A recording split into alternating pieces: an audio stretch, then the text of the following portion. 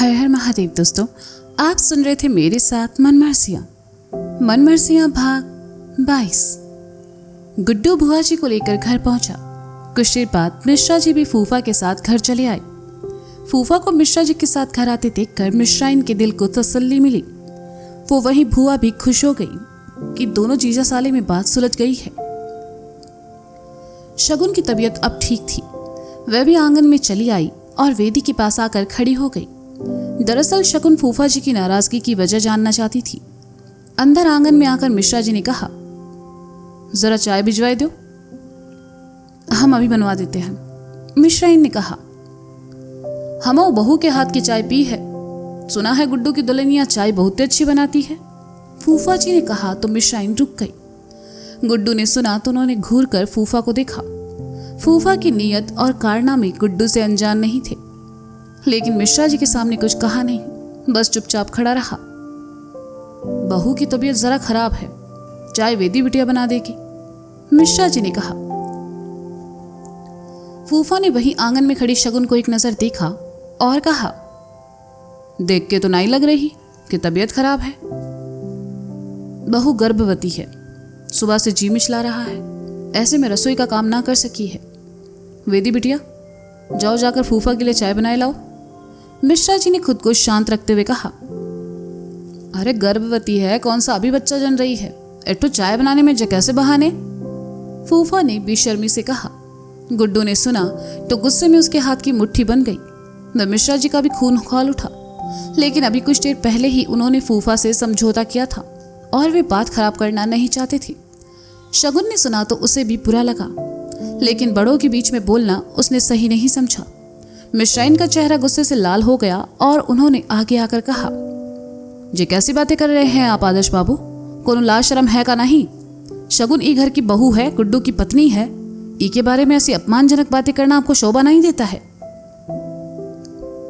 हमने कहा गलत कहो, इट्ठो चाय तो मांगी है, आप तो ऐसे बिगड़ रही हैं जैसे ई बहू ना ही घर की मालकिन हो, फूफा ने मुंह बनाकर कहा। गुड्डू अब खुद को रोक नहीं पाया और उनकी तरफ आकर कहा, ए फूफा, तुमरा जे नाटक ना कुछ ज्यादा हो रहा है। अब शगुन मालकिन हो या ना हो, उच्चार नहीं बनाएगी। ठीक है, फिर हम चले जाते हैं यहां से, फूफा ने उठते हुए कहा। मिश्रा जी खामोश बैठे बस जमीन को ताक रहे थे। बेबसी उनके चेहरे से साफ झलक रही थी, जिसे सिर्फ शगुन देख पा रही थी। बुआ अब तक खामोश खड़ी थी, पर जब देखा कि फूफा कुछ ज्यादा ही ड्रामे कर रहा है तो उनके पास आई और दबी आवाज में कहा, ये सब का तमाशा है। अरे बहू की तबीयत खराब है, जरूरी है आपके लिए चाय हुई बनाए, हम बना देते हैं। फूफा ने बुआ को देखा और कहा, तुम चुप रहो, ज्यादा तरफदारी ना करो अपने मायके वालों की, कहो तो तुमका भी परमानेंट यहां छोड़ जाएं। फूफा की बात सुनकर बुआ हैरान थी। कुछ देर पहले जो आदमी जेल में भीगी बिल्ली बना हुआ था, वह अब शेर बनकर सबके सामने गुर्रा रहा था। फूफा जी ने एक नजर सबको देखा और जैसे ही जाने लगे, शगुन ने कहा, ठहरिए। मिश्रा जी को छोड़कर सबकी गर्दन शगुन की ओर चली गई। फूफा ने शगुन को देखा तो शगुन ने पलके झुकाकर कहा, आप बैठिए, मैं आपके लिए चाय बना देती हूँ। गुड्डू ने सुना तो उसे बहुत बुरा लगा। वह शगुन के पास आया और गुस्से में दबी आवाज में कहा, तुम ऐसा नहीं करोगी। गुड्डू जी बात को समझिए, मैं बना देती हूँ, मुझे फर्क नहीं पड़ेगा, शगुन ने प्यार से कहा। पर हमें फर्क पड़ता है शगुन, फूफा जानबूझकर सबके सामने जो तमाशा कर रहे हैं, तुम्हें उनकी बात मानने की कोई जरूरत नहीं है, गुड्डू ने कहा। शगुन ने खामोश बैठे मिश्रा जी को देखा और कहा, मैं बस पापा जी के लिए कर रही हूँ गुड्डू जी। गुड्डू शगुन से कुछ कहता इससे पहले शगुन ने फूफा जी से कहा, आप बैठिए, मैं चाय लेकर आती हूँ। फूफा तख्ते पर आ बैठे। फूफा की इस बेशर्मी पर मिश्राइन गुस्सा होकर अंदर चली गई। बुआ और वेदी भी वहां से चली गई। गुड्डू को शगुन का यह फैसला अच्छा नहीं लगा तो वह गुस्सा होकर सीढ़ियों की तरफ चला आया। सबके जाने के बाद मिश्रा जी ने फूफा से कहा, जे सब कहा है आदर्श बाबू, इट्टो चाय के लिए बहू को परेशान काहे किए। वो जो तुम्हारा लौंडा है ना गुड्डू, ओकी अकड़ निकालने के लिए, फूफा ने कहा। आदर्श बाबू, जे मामला आपका और हमरा है, जे सब माँ गुड्डू को काहे घसीट रहे हैं? मिश्रा जी ने कहा। का है कि कॉलर पकड़ने का बहुत शौक है का, एक ही रंगबाजी तो हम निकालेंगे, फूफा ने कहा और सीढ़ियों के पास बैठे गुड्डू को घूरने लगा। गुड्डू ने एक नजर उनको देखा और मन ही मन कहा, अगर बात पिताजी के सम्मान की नहीं ना होती तो अभी यही सबके सामने पटक के मारते तुमको फूफा। साला हमरे सामने हमारी पत्नी को ऑर्डर दिए तुमसे नीच आदमी नहीं देखे हम कानपुर में। पुलिस स्टेशन से लौटते हुए मिश्रा जी ने गोलू को घर आने को कहा था। गोलू उनकी बात टाल नहीं सकता था, इसलिए बेचारा स्टेशन से सीधा मिश्रा जी के घर चला आया। गोलू अच्छा लड़का है, लेकिन पिछले 2 दिन से जैसे उसकी किस्मत को ग्रहण लग गया हो।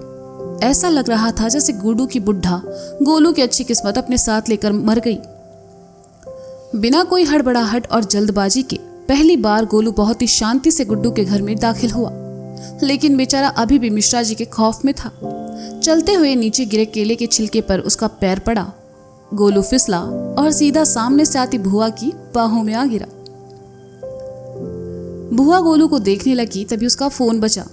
अब जैसा गोलू था, उसके फोन की रिंग भी उतनी ही अजीब थी।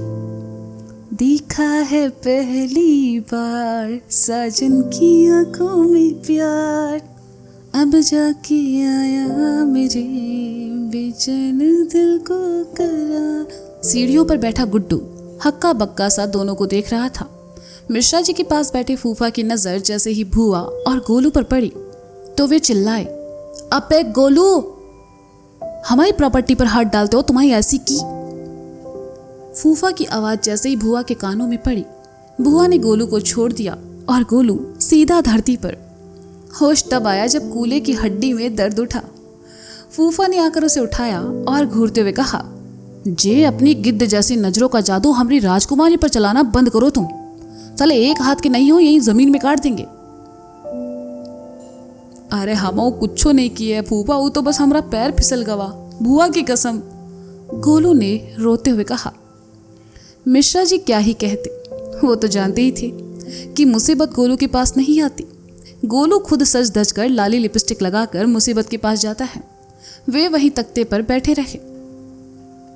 गोलू को भुआ की कसम खाते देखकर फूफा ने कहा, भुआ की कसम खाकर भरी जवानी में हमको रंडवा करना चाहते हो, उधर जाके मरो। फूफा ने गोलू को सीढ़ियों की तरफ फेंक कर कहा और भुआ का हाथ पकड़कर उन्हें अंदर ले गए और कहने लगे, और तुम हो का जे उम्र में हुसन परी बनकर बाहर जा रही हो, अंदर चलो और जे गोलू से दूर रहो, समझी। फूफा ने गोलू को जो फेंका तो गोलू इस बार गुड्डू की गोद में जाकर गिरा, लेकिन गुड्डू से कुछ कहता इससे पहले गोलू का फोन फिर बजा। देखा है पहली बार साजन की आंखों में प्यार। गोलू ने मुस्कुराते हुए प्यार से गुड्डू के गाल को छुआ तो गुड्डू ने उसके गाल पर एक चांटा मारकर उसे अपने से दूर करके कहा, का है बे, और सबसे पहले जे फोन बंद करो, कोनो और रिंग नहीं मिली तो का। गोलू ने फोन बंद किया तो गुड्डू ने उसकी गुद्दी पकड़ी और दबी आवाज में गुस्से से कहा, और साले वहां भुआ के साथ का गुल खिला रहे थे? गोलू कहीं तुम भुआ के साथ चक्कर चलाने का तो नहीं सोच रहे? गोलू ने सुना तो उसका बुरा सा मुंह बन गया और उसने गुड्डू से दूर हटकर कहा, गुड्डू भैया कैसी बात कर रहे हो? अरे माथा खराब नहीं हुआ है हमरा जो भुआ के साथ इतना गंदा सोच रखेंगे। अरे जैसे तुम्हारे पिताजी वैसे हमारे पिताजी, तुम्हारी अम्मा हमारी अम्मा, तुम्हारी बहन हमारी बहन, वैसे तुम्हारी भुआ मतलब हमारी भुआ, का कुछ भी बोलते हो? तो फिर उनकी बाहों में झूला काहे झूल रहे थे? कभी तारीफ करना, कभी रोने के लिए उनको कंधा देना, हम सब समझ रहे हैं गोलू। चले पिंकिया को पता चला ना तो बहुत ही बुरा होगा तुम्हारे साथ, याद रखना जी, गुड्डू ने गुस्से से कहा। गुड्डू गोलू की बात सुनने को तैयार ही नहीं था।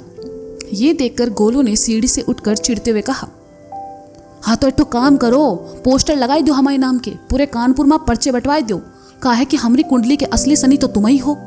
अरे कह रहे हैं जैसा आप सोच रहे हैं वैसा कुछ नहीं है, आप सुन ही नहीं रहे। अरे मोहल्ले की सबसे सुंदर लड़की से हम शादी किए रहे, हम भुआ में इंटरेस्ट काहे लेंगे? वजन देखा है उनका, हमको मरना थोड़ी है उनके नीचे दबकर। गोलू को चिढ़ते देखकर गुड्डू को समझ आया कि फूफा का गुस्सा उसने बेवजह गोलू पर उतार दिया।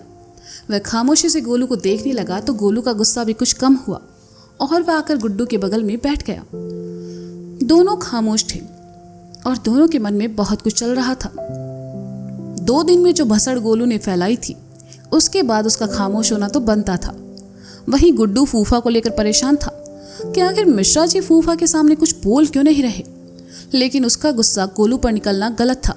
इस बात का एहसास होने पर गुड्डू ने गोलू से कहा, सॉरी। गोलू ने सुना तो गुड्डू की तरफ दांत दिखाने लगा। गोलू को दांत दिखाते देखकर गुड्डू फिर चिढ़ गया और कहा, साले दांत ना दिखाओ, मुंह तोड़ देंगे तुम्हारा। जे बताओ, हमरे जाने के बाद थाने में क्या बात हुई? पिताजी फूफा के सामने इतना शांत कैसे है?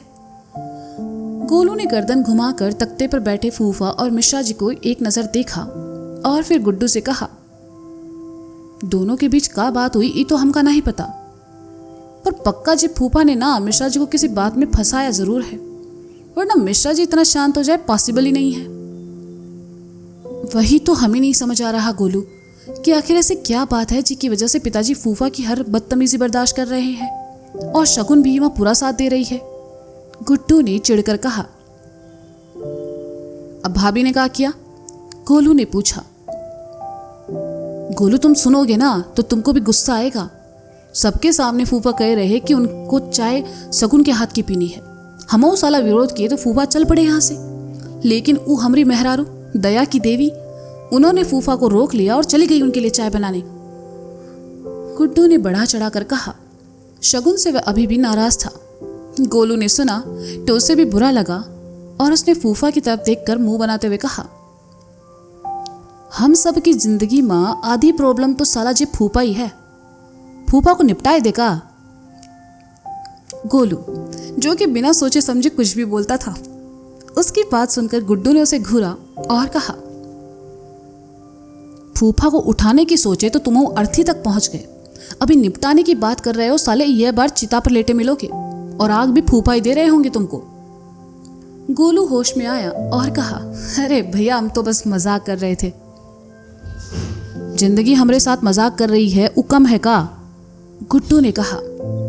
अरे गुड्डू भैया, काहे परेशान हो रहे हैं? एक बार ददिया के दिन पूरे हो जाएं, जब फूफा केकड़ भी निकाल देंगे। गुड्डू ने कुछ नहीं कहा, बस खामोश हो गया। गोलू ने गुड्डू को देखा और खुद भी सर झुकाकर बैठ गया। शगुन फूफा के लिए चाय लेकर आई और फूफा की तरफ बढ़ाती। फूफा ने देखा चाय स्टील के बहुत ही पुराने और घिसे हुए ग्लास में रखी है तो उन्होंने शगुन को देखकर कहा, जेका, हमरे लिए चाय जे कप मां। फूफा फिर से कुछ बकवास ना करे सोचकर गुड्डू भी उस तरफ चला आया और पीछे पीछे गोलू भी। मिश्रा जी ने देखा शगुन फूफा के लिए उस गिलास में चाय लेकर आई थी जो घर के बाहर के लोगों के लिए इस्तेमाल नहीं होता था, बल्कि बाहर से कोई मजदूर या मांगने वाले के लिए होता था। उनके लिए अलग से रखा जाता था और ये बात फूफा भी जानते थे। शगुन ने फूफा को देखा और बहुत ही सहजता से कहा, जी, इस घर में बाहर के लोगों के लिए यही इस्तेमाल होता है। फूफा ने सुना तो आग बबूला हो उठा और मिश्रा जी से कहा, बाहर वाला? हम बाहर वाले हैं। जे तमीज है घर की बहू की, जे है घर में हमारी इज्जत। मिश्रा जी ने शगुन को देखा तो शगुन ने कठोरता से लेकिन धीमे स्वर में कहा, तमीज से मांगिएगा तो सब मिलेगा, चाय भी और इज्जत भी। शगुन की बात सुनकर मिश्रा जी मन ही मन मुस्कुरा उठे। गुड्डू हालांकि शगुन से नाराज था, लेकिन उसने फूफा को जो जवाब दिया वो सुनकर उसे भी शगुन पर प्यार आने लगा, लेकिन चेहरे पर नहीं दिखाया। वहीं गोलू ने तो अपने दोनों हाथों से शगुन की बलाएं लेकर कहा, लिख के ले लो गुड्डू भैया, तुमरे फूफा की फूफा तो अब शगुन भाभी ही निकालेगी। शगुन के जवाब से फूफा अवाक रह गए और मिश्रा जी की तरफ देखा तो मिश्रा जी ने उठते हुए कहा, चाय पी लीजिए, ठंडी हो जाएगी। हमने सुना है शगुन बहुत ही अच्छी चाय बनाती है। तो दोस्तों, ये था मनमर्जियां भाग 22। इसका अगला भाग आप जल्द ही सुनेंगे मेरे साथ। तब तक के लिए शुक्रिया, बाय बाय। सुनते रहे मनमर्जियां मेरे साथ।